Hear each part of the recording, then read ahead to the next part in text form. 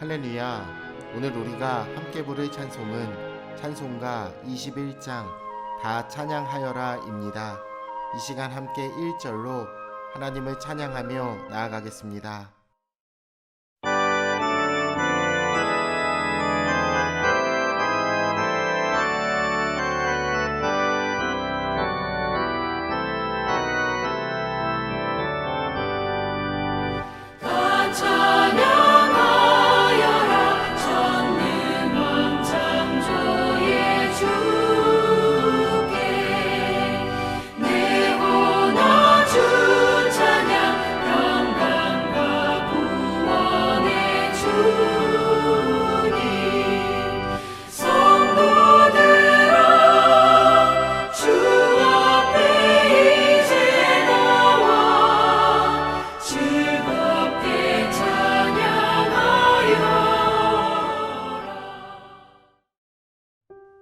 오늘 하나님이 우리에게 주시는 말씀은 욥기 41장 1절로 34절입니다. 내가 낚시로 리오야단을 끌어낼 수 있겠느냐? 노끈으로 그 혀를 맬 수 있겠느냐? 너는 밧줄로 그 코를 꿰 수 있겠느냐? 갈고리로 그 아가미를 꿰 수 있겠느냐? 그것이 어찌 내게 계속하여 간청하겠느냐? 부드럽게 내게 말하겠느냐?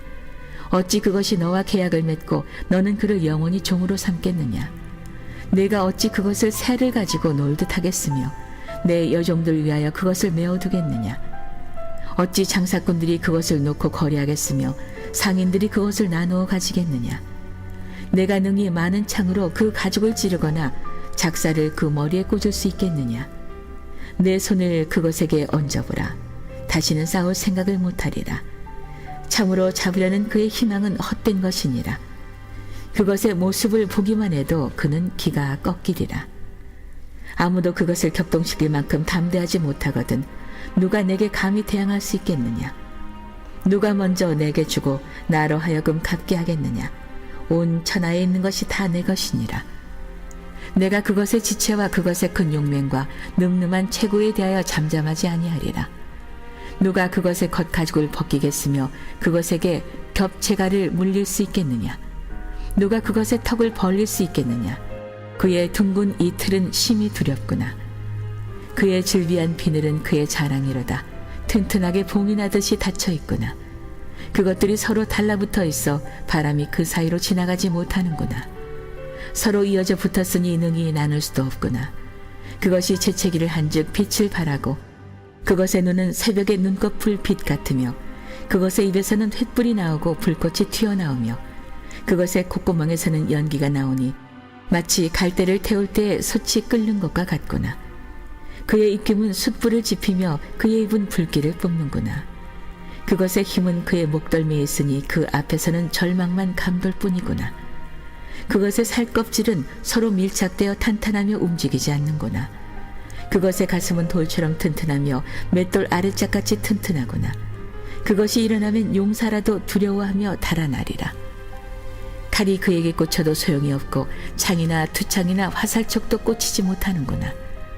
그것이 쇠를 쥐푸라기같이 놋을 썩은 나무같이 여기니 화살이라도 그것을 물리치지 못하겠고 물맷돌도 그것에게는 겨같이 되는구나.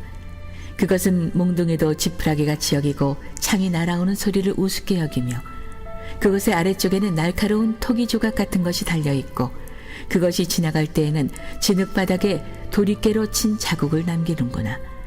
깊은 물을 솥태물이 끓음 같게 하며 바다를 기름병같이 다루는도다. 그것의 뒤에서 빛나는 물줄기가 나오니 그는 깊은 바다를 백발로 만드는구나. 세상에는 그것과 비할 것이 없으니 그것은 두려움이 없는 것으로 지음받았구나. 그것은 모든 높은 자를 내려다보며 모든 교만한 자들에게 군림하는 왕이니라.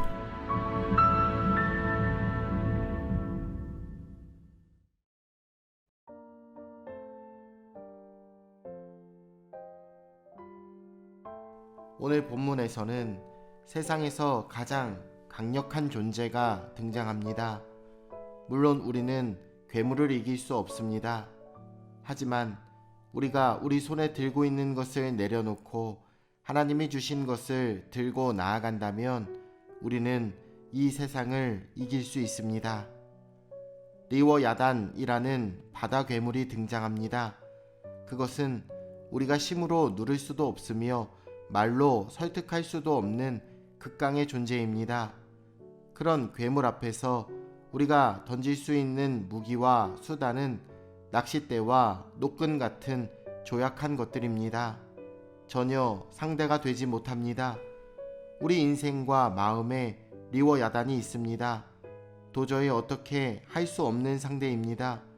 우리는 노력하고 어떻게든 이기고 싶지만 무기력하게 뒤돌아설 수밖에 없는 대적이 있습니다. 아무리 강한 존재더라도 그것은 하나님 앞에서 아무것도 아닙니다. 힘과 능과 부에서 그 어떤 것도 하나님과 감히 견줄 수 없습니다.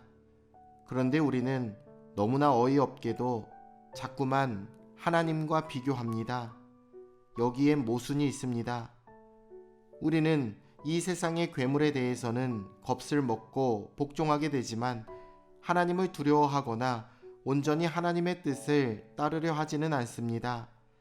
하나님이 이 세상 가운데 리워야단과 같은 존재를 두셨던 이유는 그것을 초월해서 계시는 하나님의 존재와 크기를 보여주시기 위함이시기도 합니다.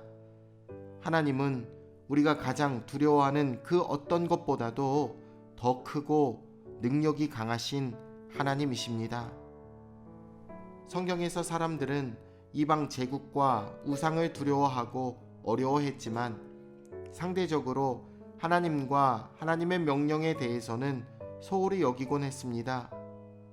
도대체 왜 이런 일들이 발생할까요?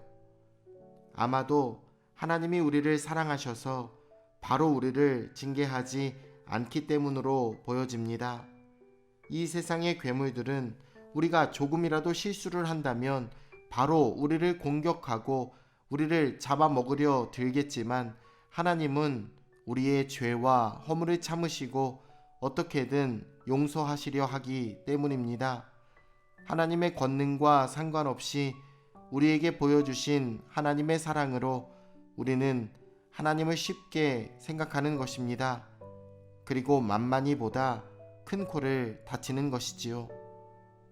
하나님은 리워야단의 용맹과 힘과 거대함을 설명하시면서 누구도 그 존재를 이길 수 없다고 하십니다.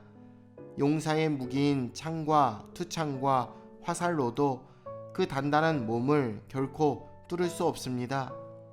우리는 손에 들고 있는 것을 자랑스러워합니다. 명문대학의 졸업장, 값비싼 아파트, 좋은 직장과 안락한 노후 같은 것들입니다.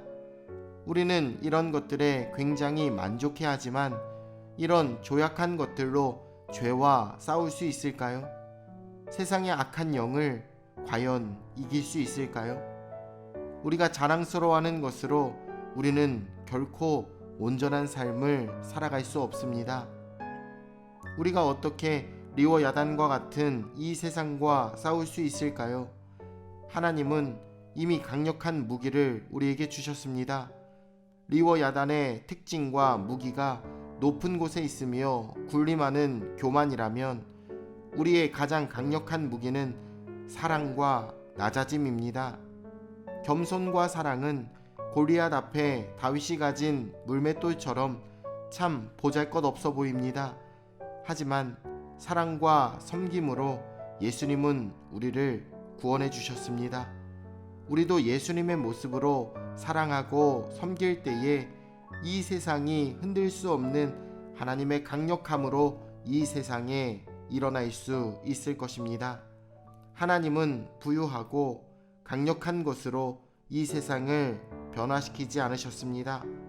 예수 그리스도의 마음과 모습으로 기꺼이 낮아지시고 누추해지시는 자들로 하나님의 나라를 오늘도 만들어가고 계십니다.